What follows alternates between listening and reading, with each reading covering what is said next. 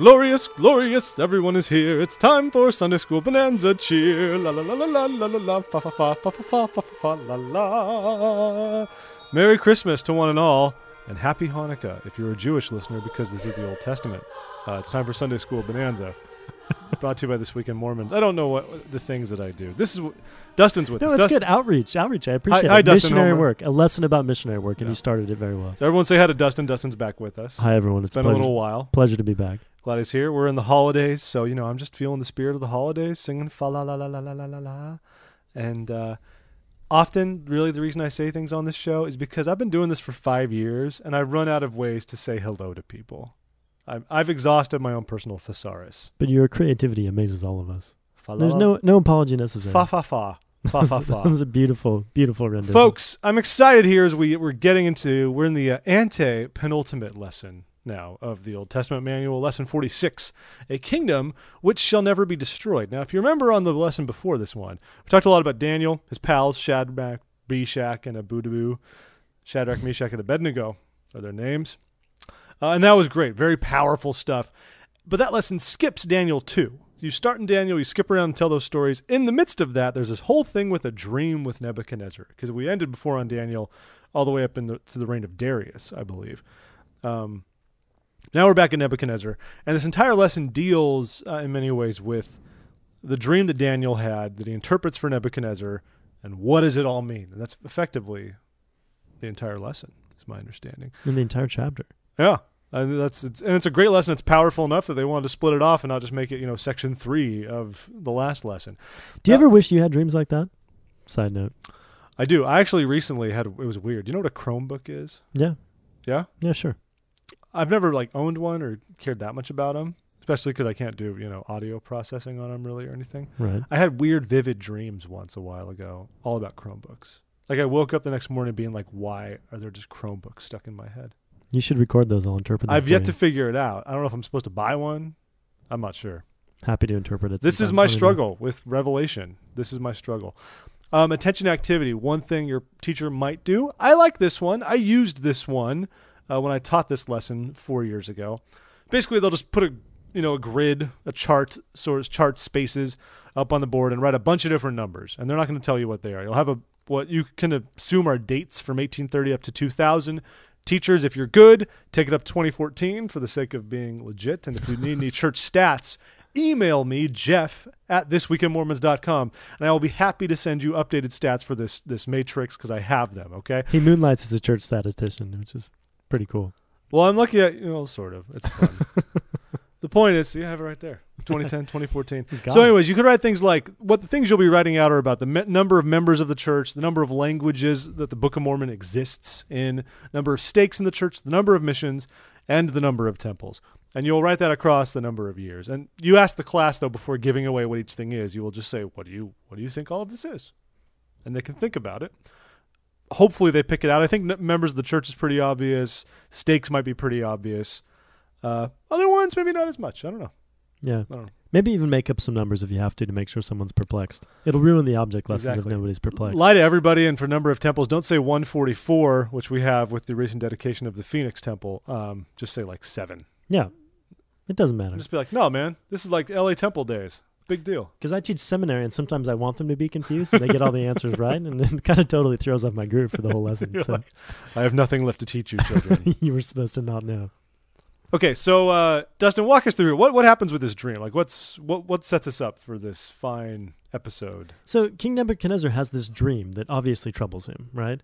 And in the dream, he knows what happens, but he decides to use it, and we don't exactly know why, but he uses it as an opportunity to test his advisors, presumably wanting to find out if they really are as magical as they claim to be. And so he demands that all of his senior advisors tell him what he dreamed about and threatens to kill them if they don't. Yeah, makes sense. Yeah, normal thing for a ruler to do, right? And so, of course, Daniel, who has now become one of the king's senior advisors, going back in time from the last lesson a little bit, I mean, he's still one of the senior people in the king's court, also falls under this mandate, that if he doesn't interpret the dream, he's going to be killed along with the other advisors who are incapable of telling the king what he dreamed about that troubled him so much.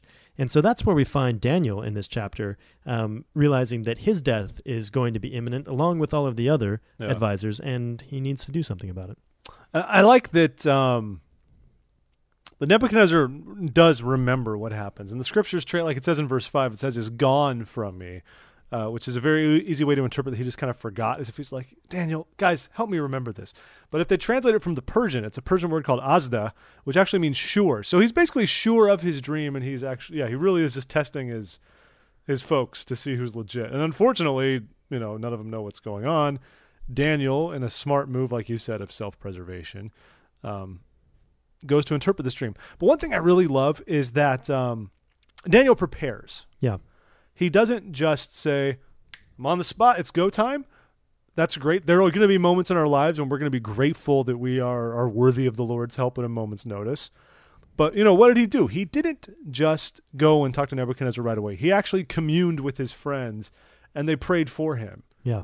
And they worked together for this great and important task. That's a huge lesson to me on the importance of not just sort of freewheeling it when we're on the spot with important things to do in the church. I love that. Yeah. And, another thought I had is that, even though this is an incredible miracle, interpreting a dream which has meaning, which is echoed through the ages, it's also an instance of Daniel just trying to do his day job, right? I'm just thinking, like, this is his day job, right? He's a senior advisor to the king. Like, I'm sure that, Nebuchadnezzar, we know, was crazy and had all kinds of demands. And, like, so in a certain extent, like, we can almost internalize it or apply it to ourselves in a certain way, because he was seeking divine help and help from his friends to do what was maybe the biggest job of his career up to this point, but he was doing his day job, and it's okay, like we learn about in the Book of Mormon from Zenos, to pray over our flocks and pray over the things that matter to us. So I thought that was cool. Don't take it for granted. Don't take the everyday, the what is ostensibly mundane or whatever, and just assume it's not worth praying about. Yeah, not worth taking seriously. We can all get this kind of help. So. And because he took it seriously, he was able to reveal the dream to Nebuchadnezzar, which is not just useful in general, of course, for all of our well-being, but I mean, there were real tangible effects in that he was preserved once more. He'd already been preserved previously from Nebuchadnezzar. Nebuchadnezzar's a very capricious king, I find. Tough boss. He's just like, he'll have these great experiences and be like, protect these Jews, their wonderful faith. And then like a chapter will go by and he's like, I'm going to kill you all unless... And you're like, dude, commit. You're like, guys at BYU, come on, make this happen. And then of course we have to point out how Daniel very openly falls to his knees, expresses his gratitude. Big part Lord, there, right? So really big point. He receives this knowledge, he receives this revelation. He knows that he's safe and can go interpret the dream for the king, and he is instantly grateful, recognizing from where his blessings have come. And then he describes in exact terms what the king saw. A giant with different parts made out of metal standing at the bottom of a big hill, and a giant stone which has been very clearly cut out of the mountain without hands, rolling down, eventually subsuming this giant and becoming a giant mountain that filled the entire earth. Yeah. Which is obvious. I mean, obviously we all know what that is because it's extremely clear. Let's not say we do. Let's not pretend we don't know what it is. Maybe we don't. Let's take nothing for granted. That was sarcasm. Dustin, you're better at sarcasm than that. I've known you long enough. I'm sorry. That was too sincere. Okay, I'll just go ahead and pass that. Oh my goodness. But yeah, this dream's really cool. And I know it is one that it's one that floats around. And what I love here is, of course, we talk about how President Kimball is the one who really elaborated on this. And as best as I can tell, that was sort of just talked about by President Kimball. Like, I don't know if we have other records of anyone else explaining more about what the dream represents. I mean, the clear thing here is to say, well, this is not going to bode well for you. The dream, you could take it to mean anything, just like a great, strong, stoic figure is getting knocked down by a miraculously appearing stone. But it means so much more than that. And so let's go through a few of these. Nebuchadnezzar himself was the head of this great man in Babylon. And then made I like out of gold. And made out of gold. Thank you for that. Yeah, the materials do matter, I guess, in this case. I'll be... if I'm not careful, I will be irresponsible and not go over what they're made out of, which is important. Don't forget the minerals in this lesson. Never. And so then what happens, right beneath that, of course, the breast and the arms of silver are Cyrus and the kingdom of Media and Persia, collectively. So the Persians are more known, but Midianites was also a large, powerful, lesser kingdom than Persia. Yeah. And those are the shoulders. Where do we go from there? Then we have the belly and thighs, as it's explained, of brass, which represents the Greeks, and in particular Alexander the Great, who of course conquered much of the known world. Yeah, isn't it interesting that we're also kind of going down in like perceived value of metals? Yeah, as like we great. yeah, And I'm sure that was part of the. I mean, like Yeah. that was, and it's hard for me to understand exactly what was being communicated in the dream by the quality of the metals, but clearly something important. Yeah. Like maybe you can reflect on with your I mean, thoughts, 'cause I have no idea. Because we're going from precious metals. I mean, well, brass, of course, is one of the few that's not actually a natural metal. It's Right. it's an alloy. But Yeah. but you've got gold, silver, then brass. I wish it was bronze, and it would be like the Olympics. But then the one I love here after Alexander the Great, and Alexander the Great is just that's an amazing thing. The waist, so to speak, and the belly and thighs. But then the legs. Now, we easily just say the legs of the Roman Empire, but we can go beyond that. I think a lot of scholars have shown that it's not just the Roman Empire as the iron legs. I think that also very well represents the split, because we have these great empires that cover, ancient Mesopotamia and well beyond. I mean, Alexander made it all the way to present day, Afghanistan. He was everywhere. Then we get to the Roman Empire, which was also huge, but eventually split into the Western and Eastern empires of Rome and Byzantium, rather, respectively. And I think that's a very interesting, very deliberate visual of, instead of there being the one great empire in the world, you had parallel great empires for a lengthy period of world history. And isn't iron a great mineral to describe the Roman Empire, right? So strong for so long, so unyielding, so dominant for such a long time. Very long time. And then crumbling into the feet, which, according to President Kimball, represent European nations after the fall of the Roman Empire. And so which are made of some iron and some clay kind of jumbled together. And so here we see the Roman Empire tumbling into some vestiges of itself, some pieces of strength, as well as a lot of clay into the convoluted nations that became middle-aged Europe and then into today. So. And that is what we see today. I mean, because the age of massive empires like that came to an end. I mean, obviously, we've unfortunately seen great world wars and people attempting to revive those things. But even the so-called Holy Roman Empire, don't be confused. That's not the Roman Empire. That was just a thing that Prussians threw at themselves and, named the Germanic kingdoms. So it was... Yeah, and then I love that we see their strength and, of course, there's still weakness. And if you look at even just Europe today, even today, there is great strength and there is still great weakness. You still have Montenegros and Kosovos and tiny little pieces of clay, so to speak, that are not great bulwarks of strength, that are still weak. And of course, that's worldwide. But I think the Balkans themselves are a fantastic real world example, honestly, of the continued sort of disintegration of the clay in a way. Yeah. And go on. And now, then well, all these are standing up, Right. doing their thing, and the stone comes. destroys everything. Yeah. It's a powerful imagery. I mean, this stone just rolls down and bowls over this entire giant of precious metals, right? It doesn't even matter. Stone comes, bowls it over, turns into a giant mountain that fills the entire world. Pretty powerful imagery. Yeah, that's a pretty big, yeah. Yeah, it's going to fill the whole earth. And Now, that's us. What I do like, though, are some of the prophecies regarding the church in this sense that we find if you're in chapter 2, especially in verses 34, 35, and 44. And a lot of this is parallels, of course, the stone itself. Cut out without hands. But that's the first one, though. What does that really mean? Just because it's the Lord's work is how I look at that. Yeah, like no man's hands no man has carved or this woman's stone. hands have cut that out of the mountain. It was something divinely appointed and done. And then 35, we fill the whole earth. 44, it will never be destroyed. It's impossible to be destroyed.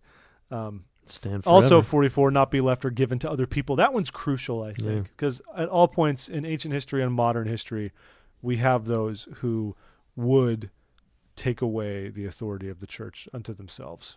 Yeah. It happens. Yeah. Unfortunately. And then, it talks about how not only is it going to consume all other kingdoms that will become subject to it, but it's going to last forever.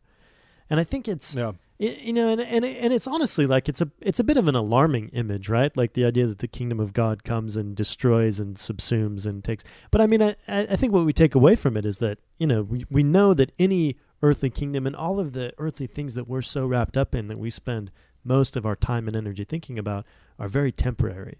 And that it's this stone that was cut out of the mountain that we're rolling downhill with, and that will be a part of this great growing stone mountain, which will then be the kingdom of God that covers the whole world, or will be a part of the giant of metal that gets That's true. tumbled. And I personally find this lesson to be even more timely than it was the last time we had it, even 4 years ago, especially because I think it becomes easier and easier as we see so many of the changes happening in the church as we enter the information age, as the church is going to greater lengths to be transparent, even about Restoration era history and things like that, right? Which are good things.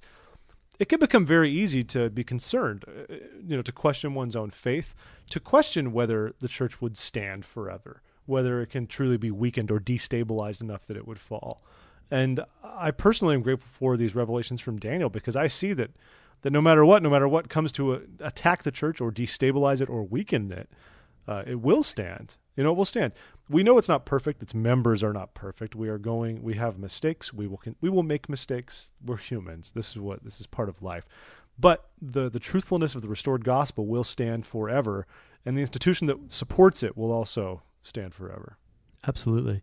And it makes me think about what it means for me in really tangible, personal terms to be a kingdom builder, right? And that's the note that it ends on. I mean, what's it going to take for me to be one that contributes to building that mountain that's going to fill the whole earth? Like, it's on each of us to be builders in the kingdom of God. What are we doing to temporally, spiritually build the kingdom of God on the earth? Because that is our very personal and very real responsibility. And, I don't know. I think it would be cool to spend a little time in the lesson, really, and good to be reflexive on that. I think that's a good area people could focus on and get away from the regular answers. The easy ones. Think about what you can really do to build the kingdom, because there's a lot of things we can do that are not the simple throwaway answers that involve actually building the kingdom and helping others. The 4 pillars of the church. Think about all of them and what they involve. Yeah. So, I like this lesson. This was good. Yeah.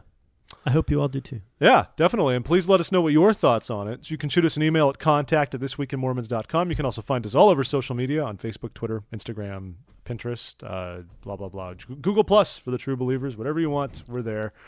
And we enjoy interacting with you. Of course, thisweekinmormons.com is where you can find this show, our other shows, This Week in Mormons itself, Third Hour of Power, where we bring this approach to the teachings of the presidents of the church manuals. We do that in conjunction with the guys at This Mormon Life, and all good things. Well, my dear, beloved international development superstar, Dustin, it's been lovely having you here. It has been my pleasure. This is Dustin's last Old Testament episode for the year, so it's been far too long, and I'm sorry there weren't more. Hey, we've got a New Testament to worry about now. It's time to begin again. The new covenant begins for me. There it is. It's great. Well, folks, remember, make sure to read your Daniel. Read Daniel 2. Study it. Lesson 46, A Kingdom Which Shall Never Be Destroyed, of the Old Testament manual. This is Sunday School.